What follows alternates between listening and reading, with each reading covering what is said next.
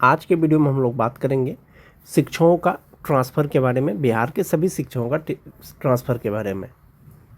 जैसा कि अभी आप सभी जानते हैं, माननीय शिक्षा मंत्री के द्वारा कहा गया है कि इसी महीने शिक्षकों का ट्रांसफ़र किया जाएगा, जिसका रेशनलाइजेशन का कार्य शुरू है दोस्तों। तो ट्रांसफ़र लेने से पहले आपको क्या करना होगा?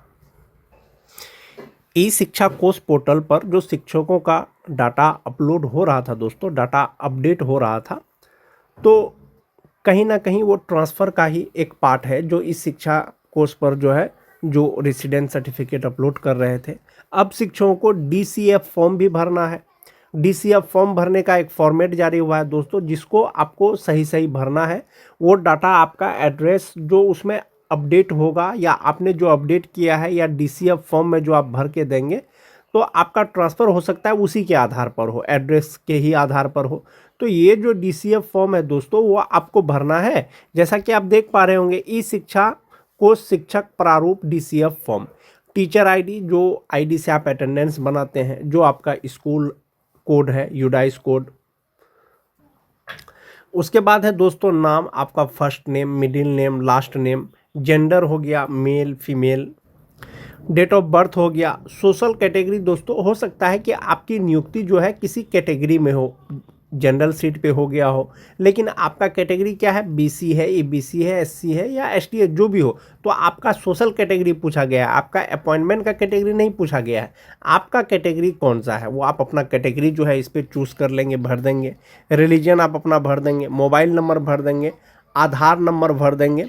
हो सकता है ई शिक्षा कोष पर जो डाटा आपने अपडेट किया है और जो निवास आपने अपलोड किया है, कुछ डाटा में आपका त्रुटि हो, गलत हो, तो आप ये जो डीसीएफ फॉर्म भरेंगे वो आप सही सही भरेंगे और कार्यालय के द्वारा जो है उसको सही कर दिया जाएगा। या गलत है, त्रुटि है, तो इसके लिए आप इस फॉर्म के साथ में आप अपना एक आवेदन दे सकते हैं कि मेरा फलाना चीज़ जो है गलत है। उसके बाद है दोस्तों nature of appointment. Nature of appointment में रेगुलर हैं, पीआरआई हैं, गवर्नमेंट टीचर है, यूएचएस हेड टीचर है। मतलब रेगुलर मतलब जो विशिष्ट है, बीपीएससी है, तो रेगुलर टीचर है तो रेगुलर हो जाएंगे। उसके बाद है दोस्तों पीआरआई का मतलब हुआ कि अगर कोई नियोजित है तो वो नियोजित इस पर सेलेक्ट करेंगे। उसके बाद है दोस्तों type of teacher and subject. Type of teacher कौन सा है, head teacher primary, school teacher BPSC, assistant teacher elementary, UHS headmaster, headmaster 1 to 8 principal, panchayat teacher. Panchayat teacher का मतलब वो आपका जो नियोजित टीचर है। प्रखंड टीचर ये भी नियोजित टीचर, नगर टीचर ये भी नियोजित टीचर। नियोजित टीचर ये आप इसको जो है चूज़ कर लेंगे। उसके बाद है दोस्तों कि अपॉइंटमेंट का सब्जेक्ट और क्लास। अपॉइंटमेंट का सब्जेक्ट का मतलब हुआ किस सब्जेक्ट में आपकी बहाली हुई है। अगर आप 1 to 5 के हैं तो इसमें हो सकता है कि जनरल सब्जेक्ट हो, उर्दू सब्जेक्ट हो या बांग्ला सब्जेक्ट हो, तो ये तीन में से कोई एक सब्जेक्ट होगा। वहीं पर जो स्नातक ग्रेड के हैं तो भाषा का हिंदी, अंग्रेजी, संस्कृत, उर्दू जो भी हो, आपका सोशल साइंस हो गया, गणित विज्ञान हो गया तो ये सब जो है आपका सब्जेक्ट हो जाएगा। क्लास जो भी हो आपका 1 to 5, 6 to 8, 9, 10, 11, 12 वो क्लास आप लिख देंगे।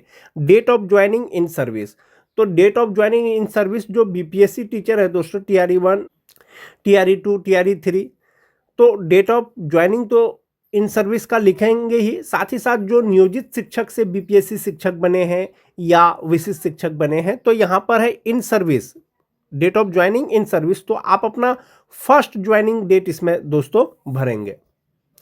पोस्टिंग डिटेल्स यहाँ पर, ये चूंकि वैशाली जिला का है तो यहाँ पर वैशाली दिया गया है, तो आप अपना जिला का नाम लिख देंगे, जो भी जिला से होंगे आप अपना प्रखंड लिख देंगे, सीआरसी लिख देंगे।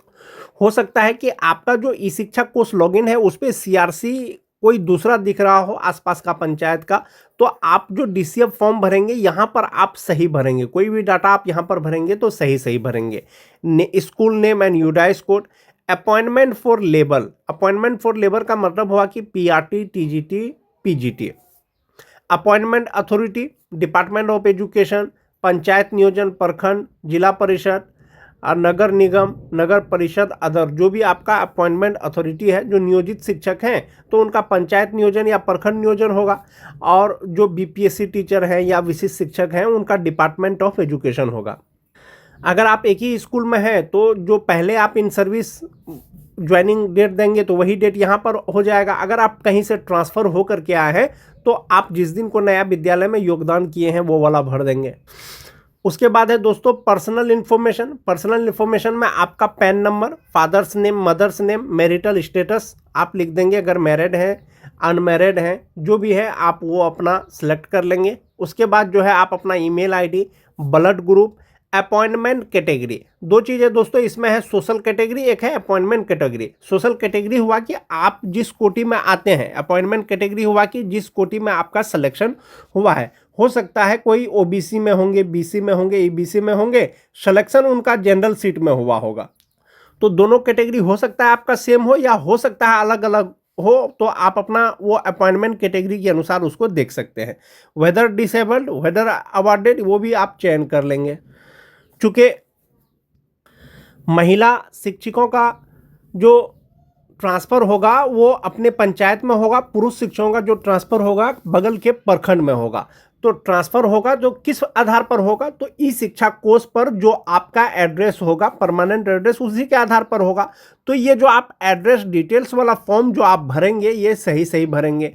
ई शिक्षा कोष पर जो अपडेट करने का, डाटा अपडेट करने का समय था दोस्तों, हो सकता है कि ऑनलाइन करने में बहुत से शिक्षक जो है एड्रेस भरने में गलती कर दिए होंगे। कोरेस्पोंडेंस एड्रेस वो कहीं का देना चाह रहे थे, कहीं का हो गया।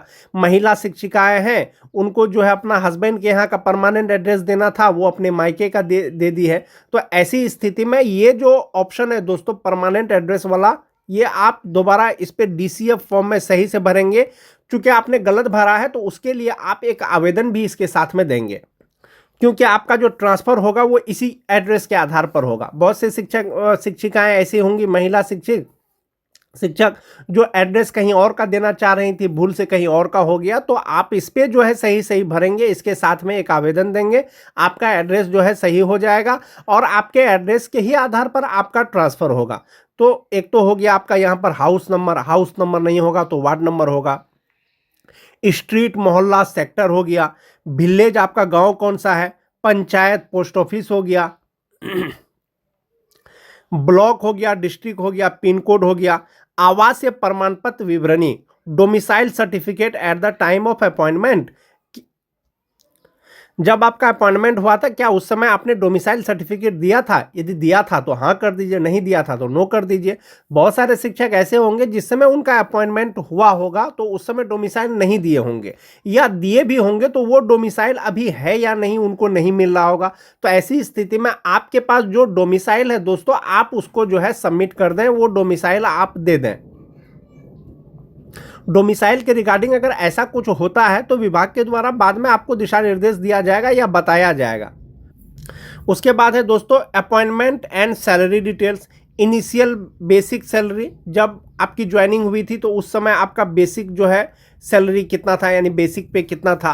प्रेजेंट बेसिक पे वर्तमान में आपका मूल वेतन कितना है। Letter number, appointment letter number and date, वो आपको जो अपॉइंटमेंट लेटर है उसमें आपका ज्ञापांक, पत्रांक या डेट दिया हुआ होगा।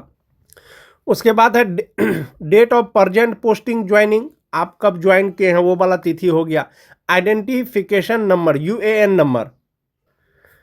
यूएएन नंबर जो होता है दोस्तों वो नियोजित शिक्षकों का होता है। पेमेंट प्रोसेस, तो अभी तो चेक के माध्यम से पेमेंट नहीं होता है, बैंक ट्रांसफर होता है।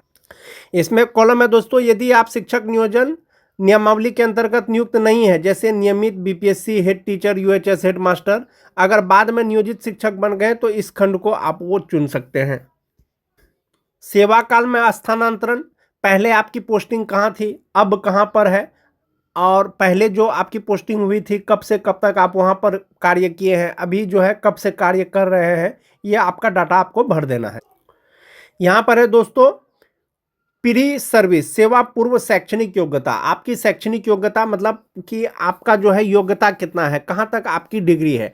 मैट्रिक पहले दे दीजिएगा, इंटर दे दीजिएगा, ग्रेजुएशन दे दीजिएगा, पोस्ट ग्रेजुएशन जहाँ तक है आपका, passing year, institution name, board, subject, obtain marks, full marks, ये आपको भर देना है। उसके बाद है दोस्तों